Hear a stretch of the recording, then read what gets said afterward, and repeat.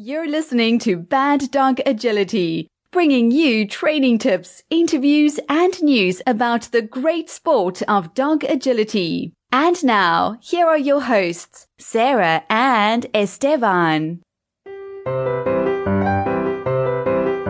I'm Esteban. And I'm Sarah, and this is episode 158. Today's podcast is brought to you by Back on Track. Dog agility is a demanding sport and can be difficult on the body, both the dogs and the humans. Back on Track specializes in dog blankets, beds, and wraps that keep muscles warm and reduce the pain in joints. If you've got a nagging knee, calf, or ankle injury, Back on Track's human products can help get you back in the ring. Visit Back on Track at backontrackproducts.com. Today's podcast is also brought to you by Elite Science.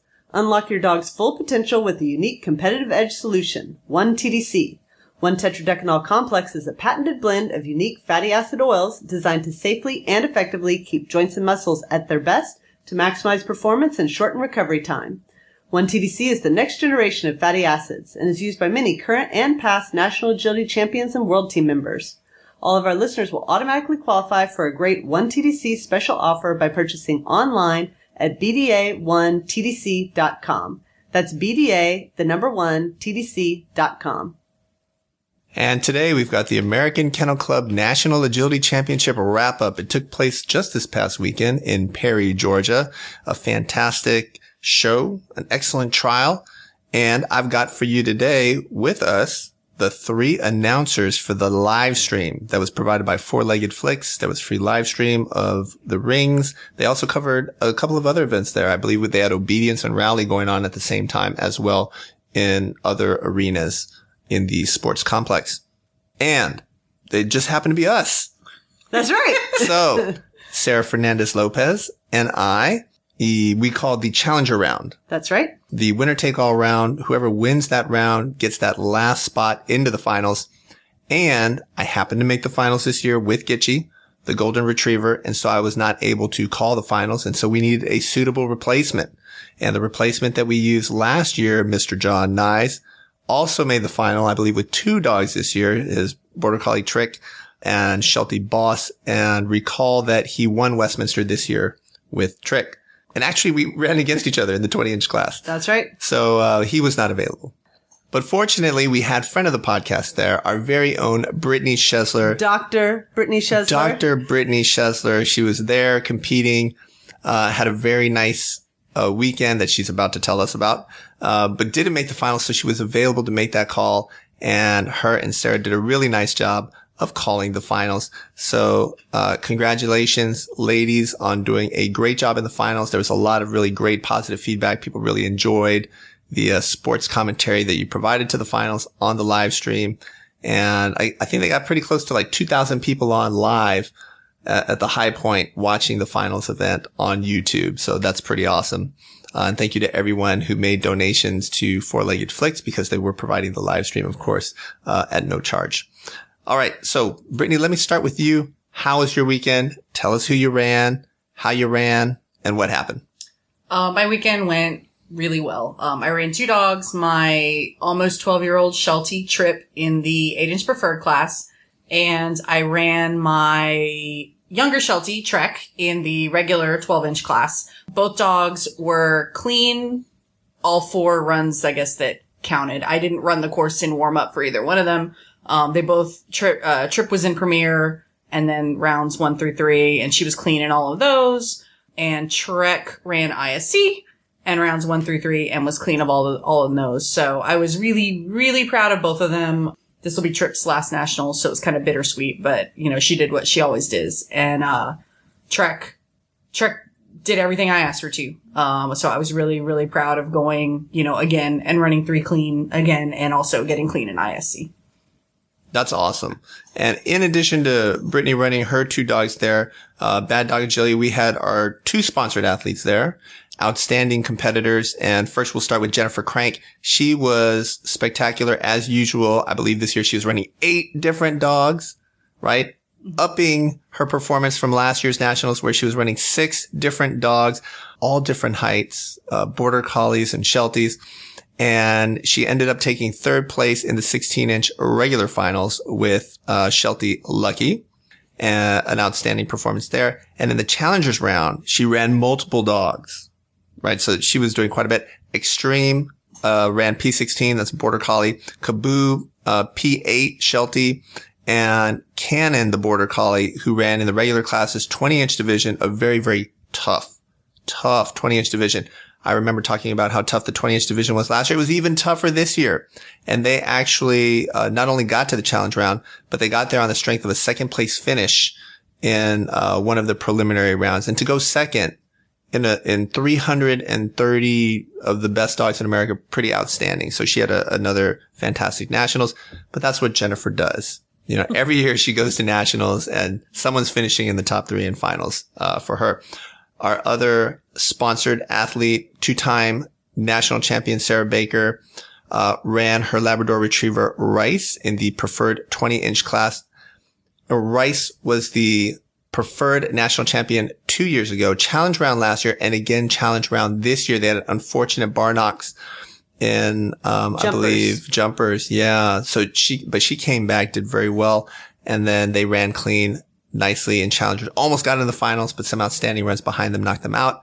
And she was not able to run Hops this year. Hops is injured and is currently rehabbing. So Hops was not available to go for the three-peat, right? Which takes a really awesome dog out of the 20-inch, class for this year's competition. But she had another outstanding, national. So congratulations to both of our sponsored athletes, Jennifer Crank, Sarah Baker, very fine competitors, very fine instructors. A lot of their students were also at the event and did very, very well. And now I'll talk a little bit about Gitchy. She was outstanding. She just had puppies 10 weeks ago. I don't want to get into every little detail, but basically, apparently it's very hard to have babies. I heard I got a lot of that feedback this weekend. I was like, really? Is it a big deal? Shouldn't, have a baby and then you're right back to work the next day? No, but apparently it's not like that. And a lot of the ladies out there let me know that. So, I was very proud of her performance, obviously. Well, not only had she had puppies, that in and of itself is a feat, but you hadn't run with her in like since 9 2016. Months. Right, 9 months, because she went, back home and was bred and had puppies. And so, it's not just coming back from puppies, it's coming back together as a team that I thought was so impressive for the two of you. Sure. We had a little under, I think, 3 weeks, maybe 18, 19 days, something, when she came to Houston to do a little bit of work. And obviously you can't work her every day. The conditioning just isn't there. I made sure she got 2 days off and every week, and sessions were very short and just a few. And so, really monitored her activities. And even at the couple of days trials, I entered her to trial 1 week and just ran her 1 day. The other trial just 2 days. They were both 3-day shows. There's a temptation there, I think, to run all 3 days. The last shows before nationals, and you haven't run this dog in months and months and months. And she did not look good that first day. I remember right off the bat, didn't she pound like the first 3 bars immediately? First 3 bars and then no more. Then she was like, oh yeah, I got it. Yeah. I remember now.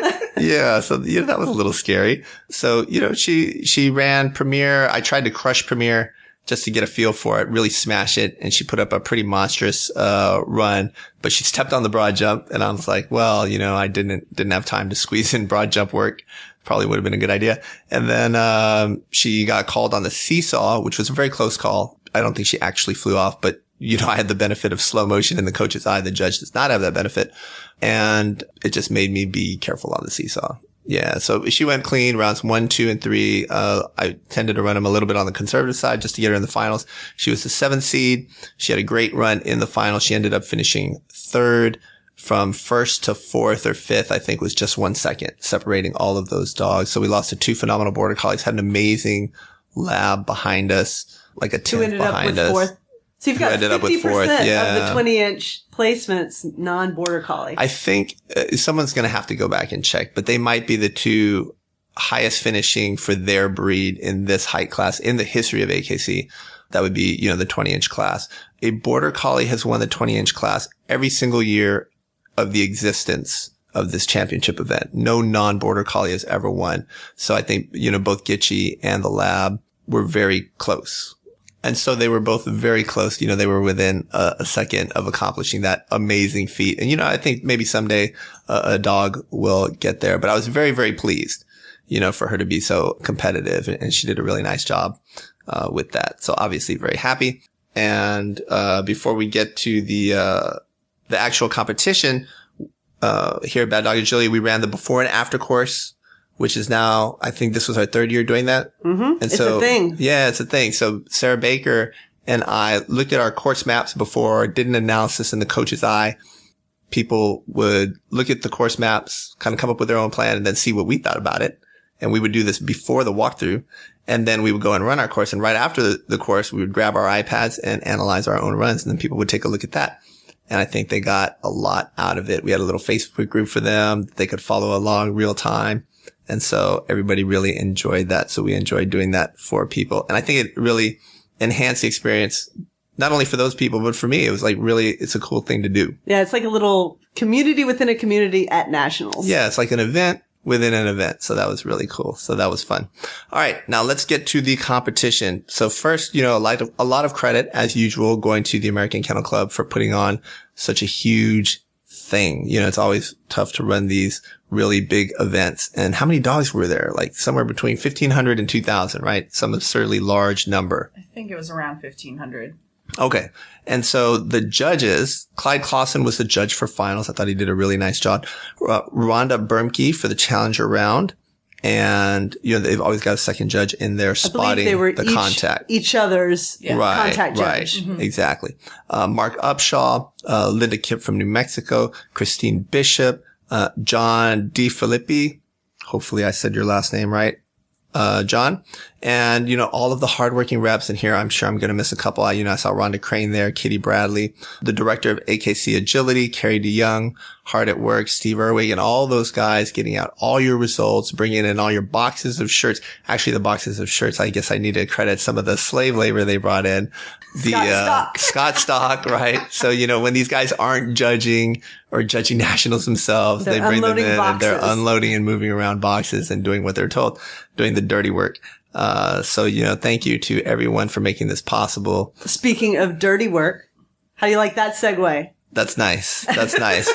So, a big deal at any event is always the surface, whether it's Crufts, the World Championship or National Championship. Everybody's going to want to know about the dirt. Brittany, what did you think of the quality of the dirt in the arenas? It was the best dirt I have ever run on in my entire life, and I've been showing agility for 15 years. It was fantastic, and I ran in all 6 rings. You're not the first person to say that. People were very happy with it. Apparently, the AKC got a hold of a dirt guy, and his name was Mike Paget. So thank you, Mike. People were very, very happy about that. Compared to last year, which was in Tulsa. I think Tulsa was a little dusty, a little dry, a little bit hard. Relatively slicker, I guess. I didn't think it was bad or anything, but I did like the dirt a little bit better this year. So I agree with that.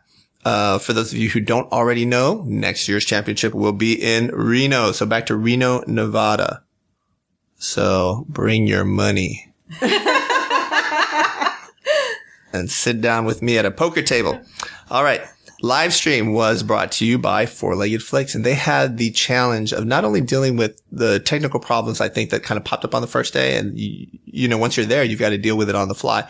As we had to deal with our own technical difficulties, I'll just throw this in real quick. I was going to the car to do an analysis for the before and after, and I dropped my iPad. I dropped it screen face down.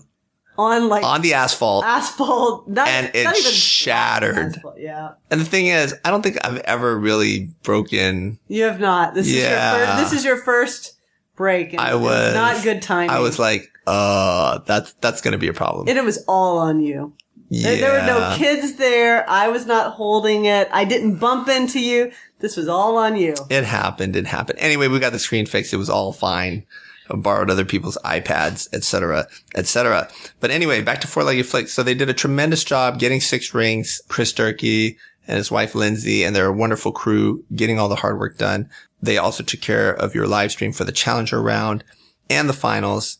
And I think, as always, it's such an awesome thing to have spectators able to follow the event live. And we were honored to do the commentary for that. And be a part of your nationals experience. All right. Now let's get to the nitty gritty. So let's talk about course difficulty. So let's get some impressions. And I am going to start with Sarah, because Sarah did not actually run a dog this year. So she was there as kind of our tech support. She was doing the announcing. She was doing all of the tough work for our, our online course, the before and after. Sarah, what was your impression of the courses just completely as a spectator, not having walked any of it and just kind of seeing what we were doing and watching obviously a ton of other dogs and commentary? Well, I'll start with the challenge round and the finals because those are the two classes where I literally watched every single dog run because I commentated the entire class of both challengers and finals. Mm-hmm. And one thing that I like to see in a course is a lot of different ways to handle it, a lot of different ways that people are choosing to handle it, mm-hmm. right? And a lot of different mistakes. To me, that is the hallmark of a nuanced course, of a course where you're not going to be able to just get through the one hard part and now it's all fine. And it's not just about, do you have this one skill to do this one hard part? You have to know your dog. You have to know the course. You have to execute perfectly. And both the challenges round and the finals course had sections that were like that, where you had people handling the section of the course in lots of different ways, and you had a lot of people having mistakes on that section and a lot of different mistakes, not just one mistake. So I thought that was really interesting.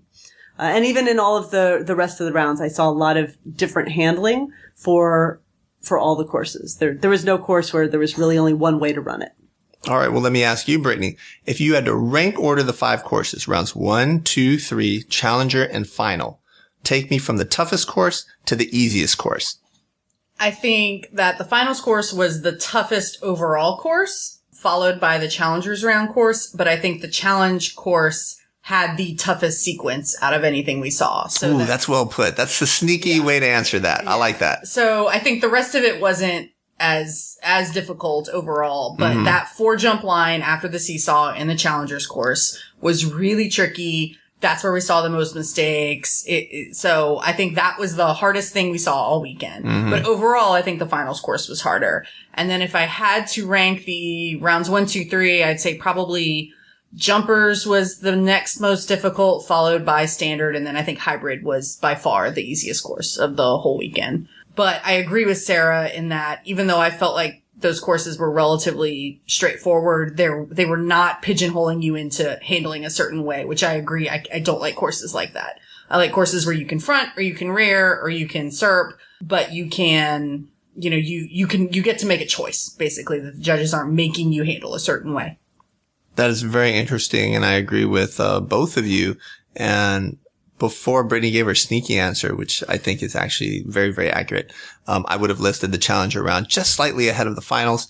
But I really like Brittany's answer. I agree. Jumpers. I'll let you copy my answer. Yeah. Thank you. It's the only way I'm passing this class.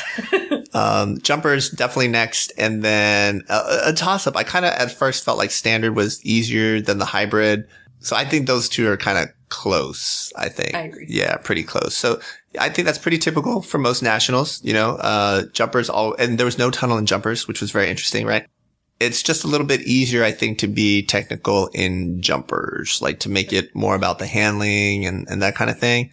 So I think now for a couple of years, I feel like for rounds 1, 2, and 3, jumpers has been the toughest. I agree. I think that's very true. Because they're pretty careful with like certain approaches and exits from certain obstacles that you see on standard courses, seesaws, things like that. And so, you're not going to see the good juicy stuff until the challenge round and the finals. So let me ask you, Esteban, because Gitchy has a running contact. And so that always comes into play. And I think there are enough dogs that have running contacts where the exit off the A-frame in the dog walk is of interest to a lot of people, right? And how that plays out between the 3 courses or the 4 courses really that are going to have contacts. Your standard, your hybrid, your challengers round, and your finals. So just thinking about the running contact, what did you think about those courses? Running dog walk was like a dream come true. The exits are all fairly straight off. So if you have a good running contact, your hit rate should have been pretty close to 100%. Because there were just no sharp turns. And usually that's where you're going to see the hit rate drop for running contact dogs. Just because it's kind of the last skill you teach. It's the weakest skill you teach. Sometimes your contact behavior can become undone teaching that skill. but the A-frame exits were devastatingly difficult. The judges did a lot of trapping you on one side, forcing you to rear before the A-frame. That causes dogs to naturally shorten their stride, making them launch from higher on the down part. So you had even 2-on-2 off dogs missing many A-frames this weekend for that reason. And then the very sharp turns, I'm talking 90 degrees or more after the A-frames made it very risky. I felt like she had a very high hit on the A-frame. Even on the coach's eye, I couldn't see exactly where her foot placement is on that hit. And it adjusted. It affected my plan for the finals, where I really did everything I could to get over to the proper side of the A-frame, and then even front cross after the A-frame to drive her off straighter to make sure she got deep down in it. So it was maximally good for your dog walk. It was maximally horrible for your A-frame. And that's just my opinion as a running contact person. The one thing that I thought from a running contact perspective, the one contact that I found the most interesting in the entire course, props to Clyde for the dog walk exit of the finals course. And the reason is it was straight off and you gained a lot having a running contact, but it was straight off into a U tunnel. And if you fell behind on your running dog walk, there was a very real possibility, and it happened to several people, that the dog would run straight through but curve a little bit towards you and take the wrong tunnel entrance. So it was all in one. It was an asset and a liability to have the running contact in that finals course. And he designed the opening such that you couldn't just be leading all the way down, halfway down the dog walk. Most people, myself included, were rear crossing the jump before the dog walk. So it puts you somewhat behind. It traps you somewhat. A lot of people didn't want to do that rear. They wanted to be as far up as they could. And they ran to put in a blind. And there were a couple nice blinds, but mostly it was like barely making that blind. You know, the dog's like, brushing the handler as they blind past them. So, you know, a very interesting, I think, and well thought out I thought it was design an element there. extremely balanced design element. Right. That gave you an advantage, but also made it a liability at the same time. Yes. Also had the backside to a panel. And I bet there's a lot of people who Sweated it. And maybe never did it, like in training. You know, not a lot of people are going to think, oh, let me do some backsides to the panel. I'll tell you that in training, I'll do backsides to the panel. I'll do backsides to the double. I'll do backsides to the triple. Backsides to a viaduct. Backsides to a viaduct. Backsides to a tire. We do it all so the dog has a very firm understanding of what they need to do to go and negotiate, navigate that jumps. And it gives them a lot more confidence when they're coming at it from slight angles.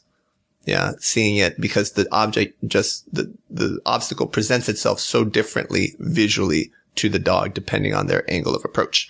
Okay, so those are the courses, but let's get you some numbers. How does this compare to previous years? So first, Sarah's going to look up the number for this year's stuff. While she does that, I'm going to give you the comparison between last year's nationals and this year's nationals. And now we're looking at only the first 3 rounds. We're not looking at challenger round and final. Sarah's going to give us that in a minute. So your first 3 rounds, and we're going to break it down by height. So last year for 8-inch, 23% were 3 clean.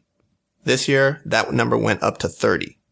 12-inch went from 20% last year to 34% this year. Arguably the toughest class. After 2 rounds, 104 out of 204 had double Q. That's 51%. When half the class has a double Q, those 2 courses were probably a little too easy for that class.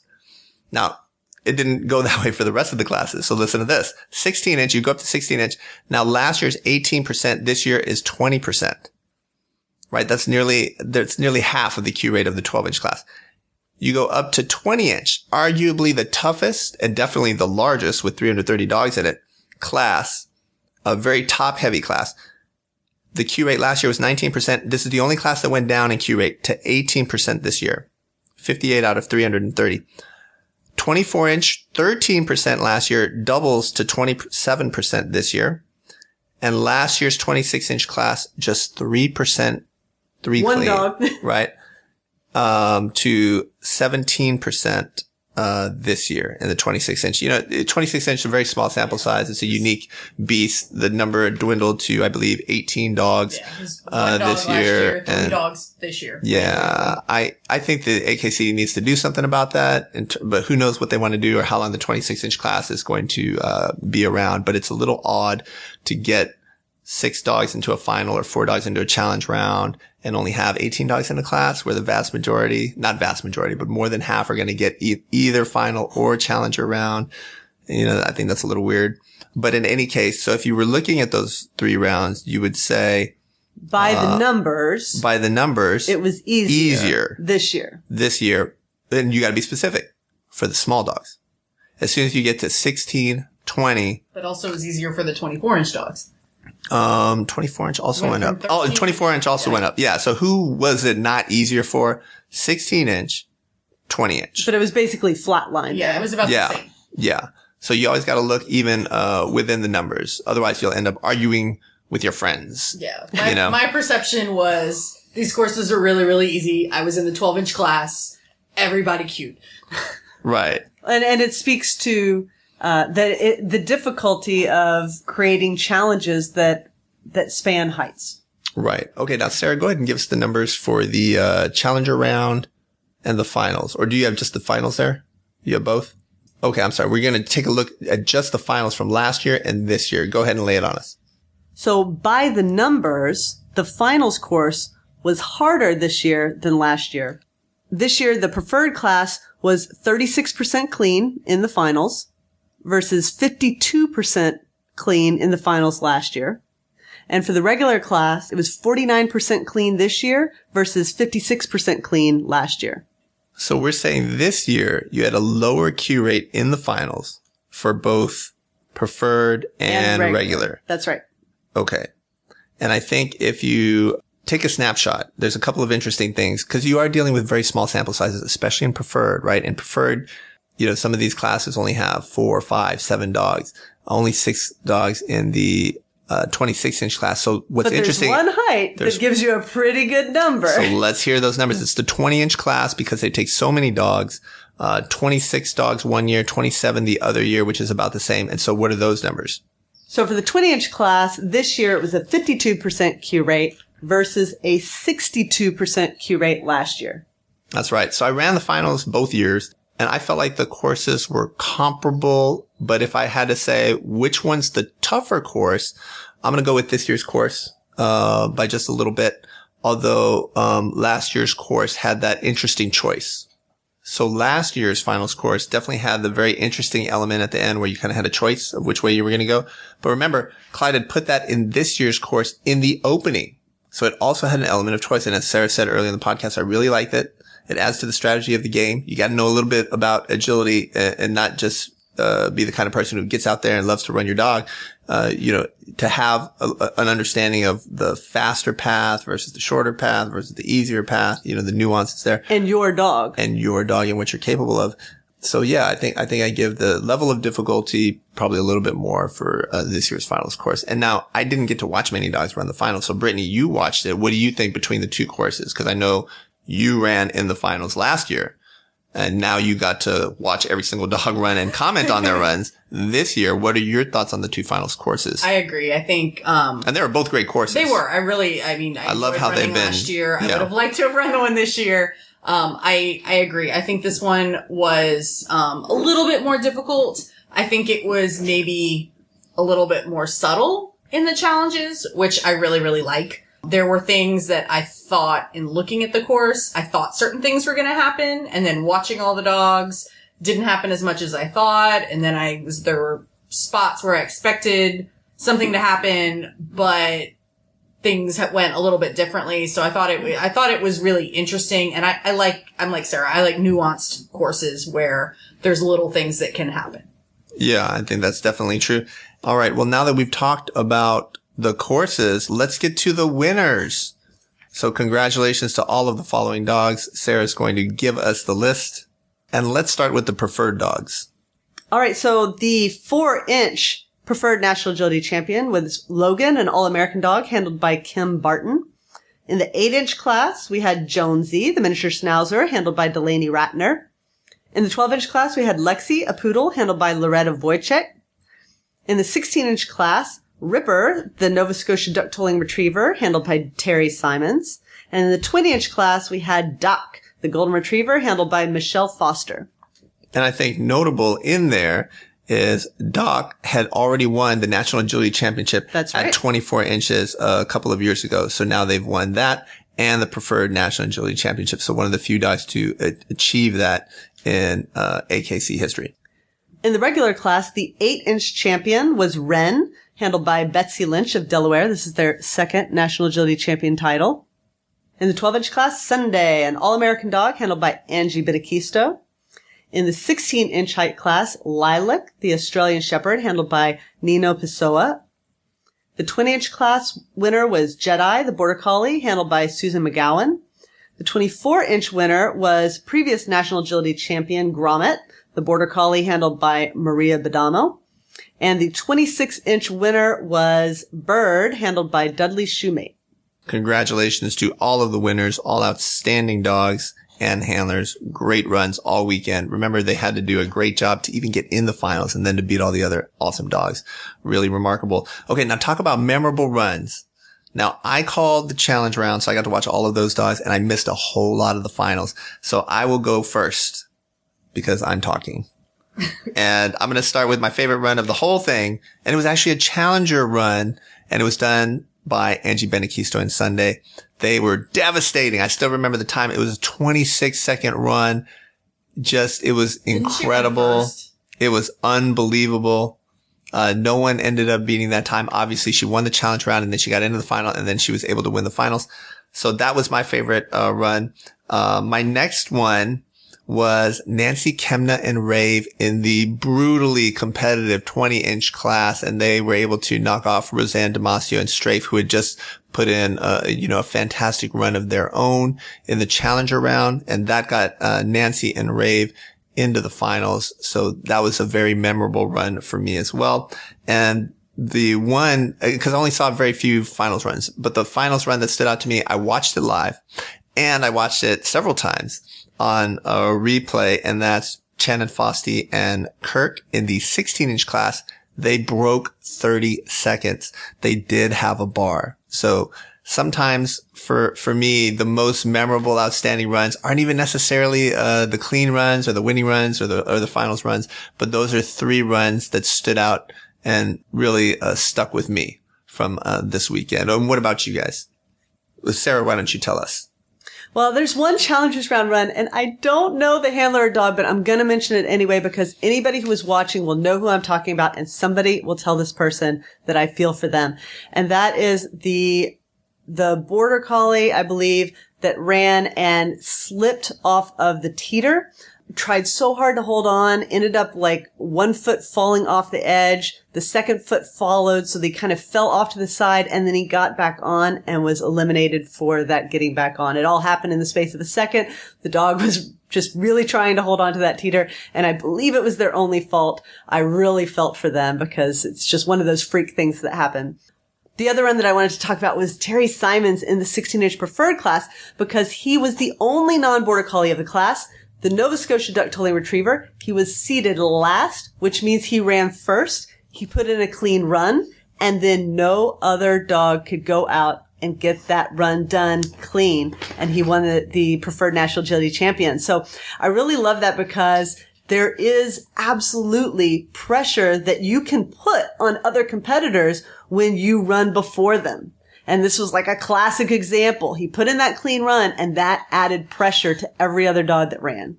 The other run that I have to mention, because it is the flip side of the coin to Terry Simons' run, is Bird's run in the 26-inch class with Dudley Shoemate. So I'm sad because I missed that. We got ushered off for pictures. I missed the entire 24 and 26-inch class. That's right. So here you had the exact opposite. They were all Border Collies, reverse seated. She was the last dog to run. She was the top seed. Every dog that ran before her in the 26-inch class faulted, which meant she is in the extremely unique position of only needing a clean run in finals. It does not matter what the time is to win the championship title. And I think that could be the largest amount of pressure that anybody could be under, having an entire stadium watch you, and all you have to do is not mess up.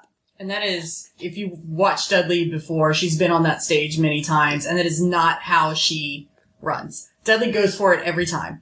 And so I don't know if it changed. I would be really interested to know if it changed what she did. But I agree, that's just, you cannot prepare for that type of pressure. I still haven't seen the run or the class. I need to see it. Not only that, it's the 26-inch height class. It comes last. This is the last dog of the entire event, and the entire 26-inch championship title rests on this one run. So by definition, that's a clutch run to go in there and make it clean. That's clutch. And everybody just went nuts when she went over the final bar, because everybody's holding their breath. You don't want to see a bar come down. You don't want to see that's right. Because if a bar comes down, they will not award the title. That's right. Of National Agility Champion, as we learned last year. So we're just holding our breath, and she pulled out the run and got the title. So I thought that was, I love those two runs for those two effects of being the first dog to run and the last dog to run. Awesome. Now, Brittany said I stole her. So which one did I steal? Sunday in the Challengers round. Like that run, I was sitting there with y'all. It was at the unbelievable. Table. Yeah. I was sitting at the table and I was keeping track of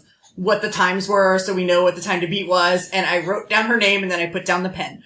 Because I was like, I don't think anybody can touch that time. It was amazing, and it ended up being the fastest time all heights. Yeah. It was unbelievable. All right, and I think that does it for this week's podcast. As always, an amazing event. I highly encourage anybody who's thinking about going to go, anybody who's not going to watch, the excitement, the camaraderie, the motivation that you come away with after this event. There's very little like that out there. I just love these big events and it's such a great experience. All the social stuff, the dinners, the watching people as much as you can. I never get to watch as many people as I want to watch. I always want to watch more, but this nationals went by faster than any other nationals I've been to. Maybe it's because we were doing all of the other I've enjoyed them all, whether, you're in the challenge round finals, you don't make anything. They've all been fantastic experiences for me. I've never regretted going to one. Never. And that's it for this week's podcast. Please be sure to visit our sponsors, Back on Track and Elite Science. And happy training.